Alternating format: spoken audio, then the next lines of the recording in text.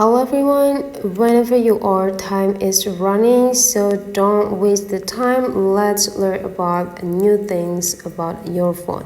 Today in this video, I would like to share about how the way you can check the call history on your phone so that you can know the past number or someone you calling in the back days. So you just need to open your phone. After you open your phone, you just need to swipe it into the left side. Now you just need to type into the search button on the app library here, phone, and whenever you got them, you just need to tap it to open it.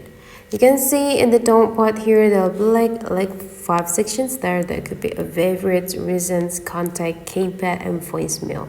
Now, if you want to know or access the recent call or the history called of your device or your number, you just need to tap into the second option or section called recents and just tap it. There will be like a lot of contact history that you have been called for past months, 2 months, 3 months, and so on and so on. And that's all.